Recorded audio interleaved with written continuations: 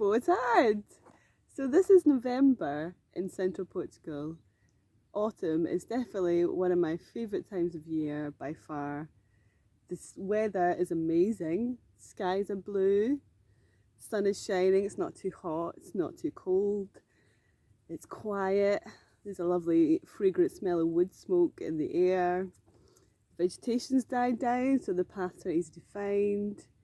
And in a nutshell, it is perfect time to be getting out in the outdoors and enjoying the environment.